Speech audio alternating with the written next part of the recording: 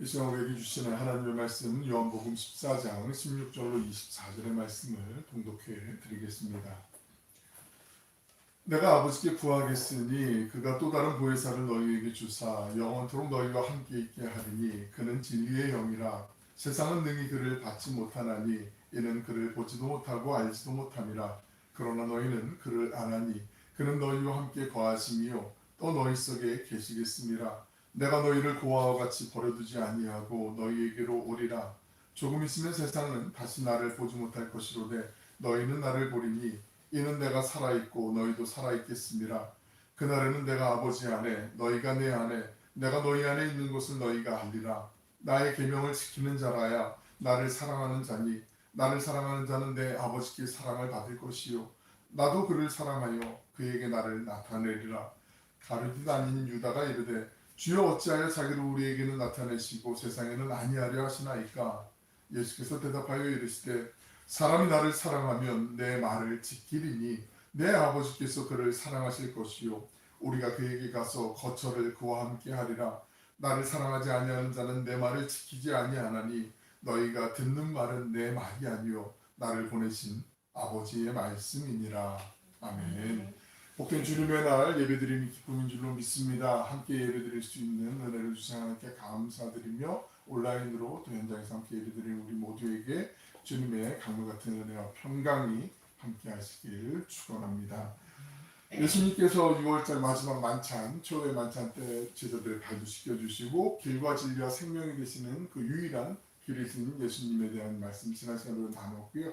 오늘 계속 이어서 예수님의 고별사에 대한 말씀을 나누는데 오늘은 특별히 예수님께서 보혜사 성령님, 그 성령님에 대한 이야기를 우리에게 들려주고 계십니다. 우리 본문 16절 17절에 있는 말씀 함께 읽겠습니다. 시작. 내가 아버지께 구하겠으니 그가 또 다른 보혜사를 너희에게 주사 영원토록 너희와 함께 있게 하리니 그는 진리의 영이라. 세상은 능히 그를 받지 못하나니 이는 그를 보지도 못하고 알지도 못함이라.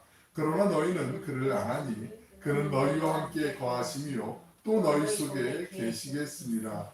16절의 보혜사는 말 그대로 그 성령님을 일컫는 말씀인데 이게 14장 26절에 보시면 더욱더 선명하게 나타나죠. 보혜사 곧 아버지께서 내 이름으로 보내실 성령이라고 성령님을 알려주는 말씀이라고 우리에게 들려주고 계시니까요. 예수님의 이 고별사 안에 보혜사 성령님에 대한 약속이 4번 등장하게 되는데요. 14장 16절부터 17절, 14장 26절, 그리고 15장 26절, 그리고 16장 7절부터 15절, 오늘이 첫 번째 약속인데요. 보혜사는 보존해 주시고 은혜를 베풀어 주시는 선생, 스승이란 그 한자가 되죠. 이 단어는 히라보로, 헬라어로 파라클레토스라고 쓰이는데 오른쪽에 있는 거 라틴어로 아드보카투스. 파라라는 전치사는 옆에, 곁에라는 뜻이고요. 그 클레토스라는 말은 불려가지고 바로 옆에 가장 가까운 지근거리, 우리 밀착방어라는 얘기, 그 운동선수가 있잖아요. 농구든 축구든 뭐 이렇게 붙어가지고 이렇게 있는 것처럼 바로 우리 곁에 계시는 성령님, 그러니까 우리를 뭐 코치처럼 보이기도 하고 성경에 4가지 어떤 용어가 쓰이는데 그 위로자로도 쓰이고 중재자로도 쓰이고 우리를 협조에 도와주시는 헬퍼, 도움을 주시는 분, 그리고 대원자, 변호사라는 뜻도 있는데 이게 라틴어로 볼 때 벌게이트 성경에 보면 아드보카투스라는 말인데 아드도 역시 옆에, 바로 옆에 비사이드라는 뜻이고요. 보카투스도 불려진, 부름을 받은 사람이라는 뜻인데 이 아드보카투스라는 말에서 영어의 변호사를 뜻하는 말이기도 한 그 에드보케이트라는 단어가 나왔거든요.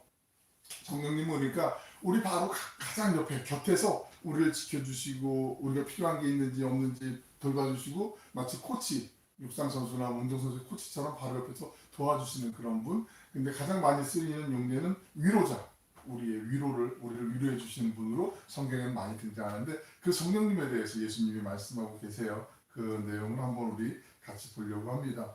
성령님은 어떤 분이신가? 4가지에 대한 이야기가 등장하게 되거든요. 하나만 넘겨볼까요?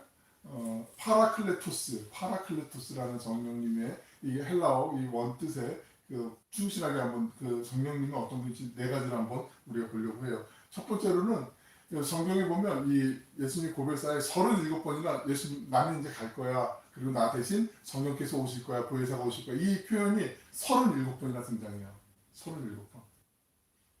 뭐 그 정도는 뭐 말하면서 뭐 그저 뭐 이런 표현 쓰니까 그럴 수 있다 쓸 수도 있지만 엄청나게 많이 매우 많이 등장하는 성령이 이제 오실 거니까 이런 상황이라고 보시면 돼요. 지금 제자들이 다 어리잖아요. 마치 부모님이 내가 이제 먼 길 가서 몇 년 동안 열심히 가서 돈 벌고 올 거야. 근데 그동안 엄마가 잘 지켜줄 거니까 옆에서 이제 좀 열심히 이제 잘 있어야 돼. 이렇게 아이들을 다독여 주면서 위로하는 듯한 예수님이 이제는 제자들과 작별을 구하는 순간이잖아요. 그러니까 제자들 마음속이 불안할 거 아니에요. 지금 어떡하지? 어떡하지? 예수님이 없으시면 선생님이 없으시면 어떡하지? 이런 불안한 마음속에 내가 갈 건데 나하고 똑같은 성령님이 이제 오실 거야 라는 그 말씀을 주시는 거. 예수님은 이제 가실 거지만 성령께서 우리를 대신해서 오실 거다라는 그 말씀을 표현을 계속해서 지금 주고 계신다는 거죠. 그리고 이 성령님은 예수님과 질적으로 다른 분이 아니라 같은 질, 본질적으로 같은 분이. 두 번째 넘겨보시면 또 다른 보혜사라고 말씀하셨는데 이게 같은 뜻이에요. 그 히라보의 헬라어에 같다라는 표현, 다른 보혜사라고 할 때 그 다르다라는 표현을 쓸 때 그 알로스라는 단어가 있고 헤테로스라는 단어가 있는데 알로스라는 단어는 뭐냐면 질적으로는 다 똑같은 거예요. 근데 이것도 있고 이것도 있는 거예요. 근데 헤테로스는 완전히 다른 거. 예를 들면 마치 그런 거예요. 꼭 그렇진 않은데 제가 좀 이렇게 실력이 낮아가지고 예를 들면 이 정도밖에 안 될 것 같으니 그건 양해하시고 요한이가 이제 얼마 전에 1회고사 중간고사를 봤는데 아이들에게 여러 명 친구 한 3명 있다고 쳐요. 그러면은 시험지가 3장이 다 갔으면 아이들에게 그 시험지는 자기의 시험지, 이거 한 장은 내 시험지가 되잖아요. 근데 이 시험지가 나에게도 있지만 이 똑같은 시험지가 다른 친구에게도 있잖아요. 이 친구에도 있고 이게 똑같은 시험지인데 나에게도 있지만 다른 사람에게도 있는 것처럼 예수님과 성령님 뭐 시험지는 아니고 예를 들자면 똑같은 분이신데 나에게도 있고 그러니까 내가 이제 가도 똑같은 그분이 오신다. 질적으로 같은 분이다라는 걸 말씀할 때 그렇게 같은 질이라고 얘기할 때 알로스라는 히라보를 쓰거든요. 같은 동질이라는 거. 예수님이 바로 말씀하실 때 또 다른 보혜사는 그 성령님이 오신다. 예수님도 그러니까 보혜사라는 말이에요. 본문 16절에 보시면 내가 아버지께 구하겠으니 또 그가 또 다른 보혜사는 너희에게 주사 영원토록 너희와 함께 있으리니 라고 말씀하는데 요한일서 2장 1절에 보시면 우린 번역에는 지금 대언자로 번역되어 있는데 하반절에 보시면 우리에게 대언자가 있으니 이 대언자라는 단어가 곧 의로우신 예수 그리스도시라. 대언자가 예수 그리스도라고 설명하고 있잖아요. 요한일서 2장 1절에. 근데 이 대언자라는 단어가 지금 보혜사로 번역된 파라클레토스 똑같은 단어가 써 있거든요. 예수님도 보혜사. 같은 성령님하고 우리하고 같은 삼위 하나님이 역할은 다르시지만 같은 본질이시다라는 걸 말씀하시잖아요. 똑같은 보혜사가 우리에게 오신다라고 그렇게 알려주고 계시는 거죠. 그리고 성령님이 어떤 분이신가 세 번째로는 우리에게 진리의 성령님이 되신다라고 말씀하세요. 우리 아까 찬양도 불렀지만 그냥 예수님도 진리 그 자체이신데 성령께서도 진리 그 자체세요. 17절 상반절을 보시면 그는 진리의 영이라고 말씀하고 있어요. 그는 진리의 영이라. 근데 제가 요한복음 15장 26절에 있는 말씀 읽어드릴게요. 내가 아버지께로부터 너희에게 보낼 보혜사 곧 아버지께로부터 나오시는 진리의 성령이 오실 때에 라고 이렇게 말씀하고 계시고요. 16장 13절에 보시면 그러나 진리의 성령이 오시면 그가 너희를 모든 진리 가운데로 인도하시리니. 그러니까 진리의 성령님께서 우리를 모든 진리 가운데로 인도해 주시는 그 진리의 성령님이라는 걸 말씀하고 있어요. 네 번째로 성령님은 우리와 계속 함께 하신다라는 거죠. 그러니까 예수님은 한 분이시잖아요. 한 분. 그죠? 한 분. 예수님 한 분이에요.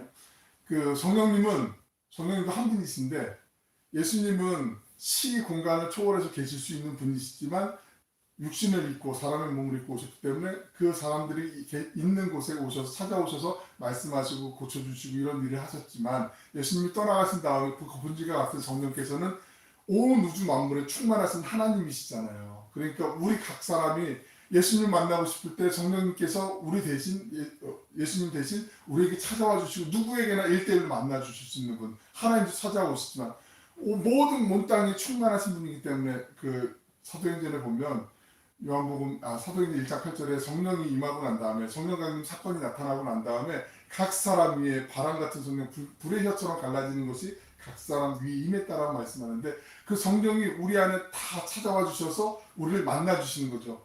예수님 혼자만 계시면 예수님 계신 대로 우리가 물리적인 공간을 뛰어넘어서 찾아가서 뵈야 되고 시간을 내서 찾아가야 되는데 성령님은 언제나 우리를 찾아와 주시는 것. 그러니까 내가 너희와 함께 영원토록 너희와 함께 있을 거야.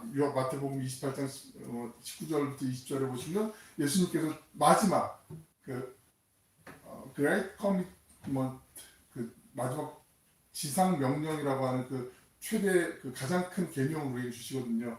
그러므로 너희는 가서 모든 민족을 제자로 삼아 아버지와 아들과 성령의 이름으로 세례를 베풀고 내가 너희에게 분부한 모든 것을 가르쳐 지키게 하라. 볼지어다 내가 세상 끝날까지 마지막 날까지 너희와 항상 함께 있으리라. 그 항상 함께 있으리라 그 임마누엘의 약속을 예수님이 여기도 예수님 믿는 사람 있고 저기도 예수님 믿는 사람 있고 저 먼 나라에도 있고 그러면 항상 그들과 함께 있는다라는 건 항상 옆에 있어야 되잖아요. 근데 예수님이 떠나가신 다음에 성령께서 각 사람 모든 나라 모든 우주 만물을 충만하신 성령께서 우리와 끝까지 세상 끝날까지 항상 함께 있을 거야. 그 약속을 이루시기 위해서 예수님이 떠나가시고 성령님이 우리에게 오신다. 그 말씀을 하시는 거예요. 이해되시면 안 되고 이해되셔야 되지만 믿어주셔야 되거든요. 그 성령께서 우리와 함께 하신다라고 예수님이 지금 말씀하고 있는 거죠. 지금은 교회의 역사를 뭐 구약 시대도 있고 신약 시대도 있고 그걸 성부 시대, 성자 시대, 그리고 교회의 시대, 그 오순절 성령 강림 이후는 교회의 시대라고도 얘기하고 성령의 시대라고도 얘기하거든요. 근데 꼭 뭐 그러면 구약에는 성부 하나님만 계셨고 신약에는 성자 예수님만 계셨고 지금은 성령님만 계시냐 이건 아니고요. 삼위 하나님은 다 지금도 똑같이 그 삼위 하나님의 역할을 하세요. 하나님은 성부 하나님 창조주 하나님이시고 온 우주 역사를 만물을 주관하시는 하나님으로 통치자로서 역사하시고 성자 예수님께서는 오늘도 그리고 앞으로도 예수님을 구주로 믿는 사람들에게 유일한 중보자가 되시고 구원자가 되시는 하나님께로 나아갈 수 있는 유일한 길 구원의 길이 되신 그 성자 하나님의 역할을 하시고 성령 하나님은 우리가 기도할 수 없을 때조차 말할 수 없는 탄식으로 우리를 위해서 기도하시는 그리고 우리 곁에서 보호해 주시고 우리 위로자가 되어 주시는 그 성령님 그 역할은 다 계시지만 교회의 시대를 굳이 구속사적인 관점에서 나누어 볼 때 성령 강림이 나타나고 난 다음에 성령의 시대라고도 부르기도 하는데 계속해서 성령님께서 우리와 지금도 영원히 동행하신다. 성령의 그 네 가지 속성을 지금 말씀을 나누었어요. 예수님이 가시고 이제 내가 너희를 위해서 나와 똑같은 성령을 보내줄 거야 말씀하셨는데 그분은 본질이 같은 분. 아까 시험지 말씀드린 것처럼요. 그리고 또 다른 보혜사 이거는 가치적으로 똑같은 분이라는 말씀드렸고 그리고 진리의 영이시고 우리와 영원토록 함께 하시는 성령님이시다라는 거. 그럼 그 성령님께서 어떤 일을 하시는가 우리가 이 두 가지 한번 크게는 그 우리를 가르쳐 주시는 분이신데 넘겨볼까요 한번. 그 다음 장에 뭐가 있을까요? 네, 지금 교회 시대에 우리가 하나님의 임재를 얼마든지 갈망하면 하나님을 그 사랑하는 나를 사랑하는 자들이 나의 사랑을 입을 것이며 나를 간절히 찾는 자가 나를 만날 것이라고 말씀하신 것처럼 우리가 하나님을 간절히 찾으면 기도하면 하나님이 만나주시는 것 영적인 무소부재의 임재 오른쪽 위에 상당히 보시면 성령님을 통해서 우리가 하나님을 만날 수 있는 거고 성령님을 통해서 예수님의 그 은혜를 사랑을 깨달을 수 있는 거죠. 그렇지 않으면은 우리 예수님 어디 계세요? 예수님 찾아가야 돼요. 이래야 되는데 예수님이 우리에게 보내주신 그 성령님께서 보혜사 성령께서 우리와 함께 하시고 그전에는 예수님이 제자들 곁에 계셨는데 지금은 성령님을 통해서 예수님이 제자들과 함께 그 안에 계시는 거고 이 제자들이라는 표현은 오늘날 주님을 믿는 모든 그리스도인을 아우르는 말이고요. 그리고 예수님께서 3년 가까운 그 공생의 생활을 하시면서 그때 제한적으로 사람들과 같이 있었지만 이제는 영원토록 세상 끝날까지 우리와 함께 하시는 것이 이제 성령님을 보내신 우리에게 주시는 선물처럼 우리에게 유효한 사건이 되고 계속해서 지속된다라는 거 요걸 한번 정리하고 그 다음 넘어가 보시면 성령님의 사역이 있어요. 그 스승, 선생님으로서 우리에게 일러주시는 사역이라고 보시면 될 것 같은데요. 하나 넘겨보시면 크게 두 가지. 하나는 제자들, 교회에 관련해서 교사의 역할을 하시는 거고 또 세상을 향해서 그 예수님의 그 증인의 역할 그리고 이건 잘못된 것이야 이건 아니야 이렇게 하면 하나님께 혼나지 이건 죄 짓는 거지라고 우리 양심을 또 일깨워 주시는 그 고발자의 역할 그 역할을 감당하시는 게 성령님 두 가지 사역인데 모든 것을 가르치시고라는 표현이 나와야 돼요. 14장 26절을 보시면 보혜사 곧 아버지께서 내 이름으로 보내신 성령 그가 너에게 모든 것을 가르치고 내가 너에게 말한 모든 것을 생각나게 하리라. 모든 것 이게 중요한 단어거든요. 다시 앞으로 한번 넘어가 볼게요. 어떻게 모든 것을 기억나게 하실까, 생각나게 하실까? 내가 살아가면서 이건 풀리지 않는 문제야. 이건 정말 답답해. 이건 아무도 안 돼. 누구도 도움이 안 돼. 내 주변에 있는 가족도, 친구도, 아니면 직장 동료들도, 삶의 현장에서 만나는 사람들도 이건 도저히 해결할 방법이 없어. 라고 얘기할 때, 그때 기도하고 하나님께 지혜를 구할 때, 하나님이 주시는 그 하늘에 주시는 지혜가 있다고요. 통찰력이 있다고요. 분별력이 있다고요. 이게 아니라 이렇게 하는 게 하나님이 기뻐하시는 뜻이구나. 우리 양심에 호소해 주시는 게 있고 우리 앞길을 나아갈 수 있는 판단 기준이 되는 그 모든 것을 주님께서 가르쳐 주시는데 제자들에게 먼저 말씀하신 건 예수님이 제자들과 동고동락 하시면서 이건 아버지의 뜻이고 이렇게 살아야 된다. 이렇게 삶으로 하나님을 높여드려야 된다라고 말씀하신 모든 것을 기억나게 하시는 것은 성령께서 우리에게 도움을 주실 수 있다는 거고 그건 제자들에게만 국한한 게 아니에요. 우리도 마찬가지로 유효할 수 있다는 거죠. 또 한 가지는 그 성령께서 이 휘포민네스코라는 단어가 있는데 이게 중요한 단어인데요. 우리가 판단 기준이 내 생각으로 판단하고 내 기준이 되면 이게 내 어떤 이기적인 마음의 기준이 막 늘었다 줄었다 할 수가 있거든요. 그런데 하나님의 뜻, 하나님의 기준, 하나님의 그 마음을 기준으로 해서 성령께서 우리에게 모든 것을 생각나게 하리라는 생각나게 한다라는 뜻의 그 휘포민네스코는 그 생각나게 한다라는 것은 그 밝히 보여주신다, 거기를 조명해 주신다라는 뜻이에요. 이게 원래 원문의 뜻에 가깝게 번역을 하면 그러니까 우리가 어떻게 모든 것을 생각나게 하리라 가르쳐 주시고 일러주시고 생각나게 한다라는 건 이게 주님이 기뻐하시는 뜻이지, 이게 주님께서 원하시는 방향이지라고 판단할 수 있도록 거기를 보여주시는 그 바로 은혜가 있다라는 거죠. 시편 119편 105절에 보시면 주의 말씀은 내 발의 등에 내 길의 빛이라고 말씀하셨는데 하나님의 말씀을 붙잡고 기도하는 사람들에게 성령님을 통해서 우리가 어디로 나아가야 될지 그 말씀의 빛이 비춰주시고 그 길을 따라갈 수 있도록 하나님께서 우리에게 가르쳐 주시는 은혜가 이 안에 있다라는 거죠. 그래서 성령님을 우리가 늘 언제나 또 생각하고 하나님의 은혜를 제가 깨달을 수 있도록 조명해 주시고 인도해 주옵소서라고 기도하는 거 이것도 매우 소중한 것이죠. 우리 본문 14장 18절로 20절에 있는 말씀 같이 한번 읽어보실까요? 우리 찬양에도 나왔지만 시작. 내가 너희를 고아와 같이 버려두지 아니하고 너희에게로 오리라. 조금 있으면 세상은 다시 나를 보지 못할 것이로되 너희는 나를 보리니 이는 내가 살아있고 너희도 살아있겠습니다. 그날에는 내가 아버지 안에 너희가 내 안에 내가 너희 안에 있는 것을 너희가 알리라. 18절 하반절에서 너희에게로 오리라 19절 상반절에서 조금 있으면 이렇게 나와 있으니까 이 언제쯤인가 이 때를 생각할 때 많은 사람들이 약간 오해하시거나 헷갈리시는 경우가 조금 있으면 그러니까 예수님이 돌아가실 거고 십자가에 달려 돌아가실 거고 사흘 후에 부활하실 것이니까 조금 있으면이 예수님 부활할 때 만나는 거 그거 말씀하시나 보다 이렇게 생각하는 경우들이 많은데요. 그렇지 않아요. 조금 있으면이란 단어는 바로 오순절 성령 강림 사건을 통해서 예수님이 만나신다라는 그 말씀이거든요. 그 20절에 보시면 예수님께서 당신이 다시 오시는 날 너희가 내 안에 내가 너희 안에 있는 것은 너희가 알리라 라고 말씀하시는데 이 제자들이 예수님이 지금 주신 말씀이 이때는 몰랐어요. 이게 무슨 뜻인지. 주님이 내 안에 내가 주님 안에 이게 내가 어떻게 주님 안에 들어가고 주님이 내 안에 어떻게 들어오시지 이렇게 생각을 했는데 사도행전 1장 8절 이하에 사도행전에서 오순절 성령의 강림 사건 아까 말씀드린 각 사람의 성령이 바람처럼 불처럼 그 성령이 머리 불의 혀처럼 갈라지는 성령이 임하고 난 다음에 성령이 내 안에 들어오시고 난 다음에 물론 성령은 우리 안에 계시지만 우리의 잠자는 영을 깨워주시지만 성령이 임하고 난 다음에 예수님 그때 그 하신 말씀 이 말씀이구나 우리가 주님 안에 머문다는 게 이 뜻이구나 라고 그때 이제 깨닫게 되는 거죠. 그래서 지금 예수님께서 말씀하신 내가 조금 있으면 너희를 만날 거야 라고 하시는 그 18절과 19절의 그 하반절과 상반절에 있는 말씀은 바로 이 오순절 성령 강림 이후를 말씀하신다는 걸 우리가 잘 기억하시면 좋을 것 같아요. 21절부터 24절에 있는 말씀을 제가 읽어드릴 테니까 눈으로 한번 따라와 보시면 되겠습니다.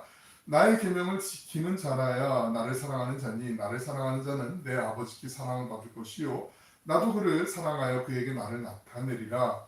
가룟 아닌 유다가 이르되 주여 어찌하여 자기를 우리에게는 나타내시고 세상에는 아니하려 하시나이까. 예수께서 대답하여 이르시되 사람이 나를 사랑하면 내 말을 지키리니 내 아버지께서 그를 사랑하실 것이요 우리가 그에게 가서 거처를 그와 함께 하리라. 나를 사랑하지 아니하는 자는 내 말을 지키지 아니하나니 너희가 듣는 말은 내 말이 아니요 나를 보내신 아버지의 말씀이니라. 23절 하반절에서 우리가 그에게 가서 거처를 그와 함께 하리라. 이 우리는 예수님께서 예수님과 하나님 아버지를 아우르는 그 대명사예요. 그러니까 하나님과 예수님을 지칭하는 단어인데 그 하나님과 예수님께서 믿음의 사람들, 우리 안에 계시는 건 아까도 말씀드린 것처럼 성령을 통해서, 성령님을 통해서 우리 안에 머무를 수도 있고 느낄 수 있고 우리 안에 계심을 확증할 수 있고 믿을 수 있다라는 거죠. 사랑하고 축복하는 여러분, 예수님께서는 우리를 이 세상에 말씀처럼 고아와 같이 그냥 버려두지 않으셨어요. 우리 곁에서 영원히 함께 하실 그 파라클레토스 성령님을 우리에게 보여주셨죠. 다시 한번 정리를 해볼게요.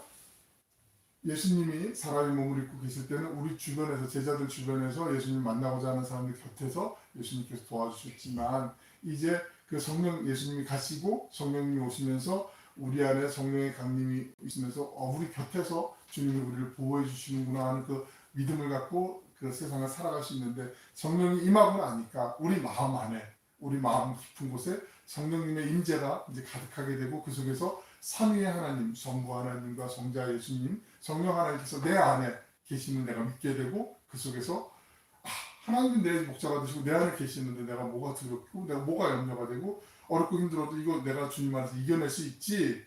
하나님을 믿는 사람들의 공통된 고백이거든요. 사도 바울이 빌립보 교회를 향한 편지에서 빌립보서 4장에서 그 말씀을 고백하죠. 내게 능력 주시는 자 안에서 내가 모든 것을 할 수 있느니라. 모든 것을 감당할 수 있다라는 뜻이거든요. 4장 13절에 있는 말씀. 내가 예수님을 믿는 믿음 안에서 성령께서 나를 위로하시고 하나님이 나의 아빠 아버지가 되신 내가 믿음으로 고백하는 사람들에게 그 세상에서 나올 수 없는 그 용기가, 아니 저런 힘이, 저런 용기가, 저런 말도 안 되는 어떤 저런 믿음이 생기지? 사람들이 볼 때 깜짝 놀라지만 내가 예수님을 구주로 만나고 성령께서 내 안에서 잠자는 내 영을 깨워주시고 내게 그 믿음의 확신을 주시면 이제는 멀리 아니면 옆에 누구의 하나님이 아닌 나의 하나님으로 고백이 되게 되고 내 아버지, 나의 구세주 예수 그리스도 나와 지금도 함께 하시고 내가 기도할 수 없을 때조차 말할 수 없는 탄식으로 나를 위해 기도하시며 내 흐르는 눈물도 닦아주시고 나의 위로자가 되어주시고 나의 도움이 되어주시는 그 성령께서 나를 지켜주시는구나. 나뿐만 아니라 나의 가족과 나의 믿음의 동료들과 내가 만나는 사람들이 또 그 성령께서 도와주시길 원하고 계시는구나. 그 믿음의 눈이 열리게 되는 거죠. 그리고 그 성령님께로 우리가 많은 사람들을 또 안내하고 싶은 그 마음이 생기게 되는 거죠. 성령께서 우리의 삶에 기도하면 또 믿음의 어떤 통찰력도 주시고 분별력도 반드시 주세요.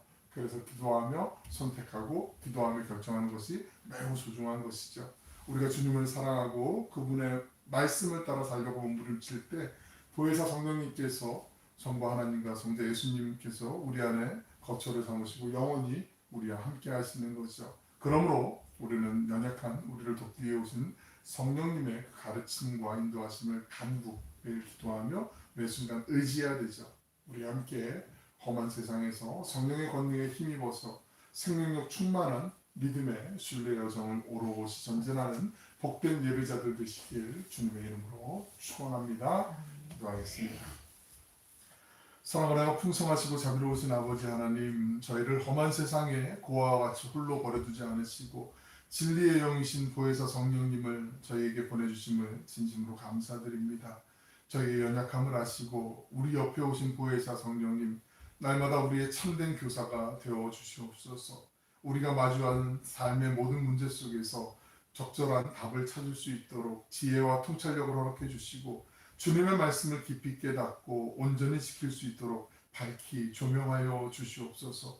우리가 온 마음을 다해 주님을 사랑하고 그 계명을 지킴으로 성부 하나님과 성자 예수님께서 성령님을 통해 우리 안에 영원한 거처를 삼으시는 놀라운 복을 누리게 하여 주시옵소서.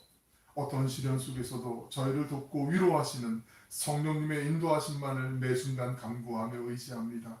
우리 모두가 성령의 권능에 힘입어 이 세상 속에서도 생명력 충만한 믿음의 순례 여정을 오롯이 전진하는 복된 예배자들 되게 하여 주시옵소서. 우리의 영원한 위로자요 유일한 중보자가 되시는 예수님의 이름으로 기도 올려옵나이다.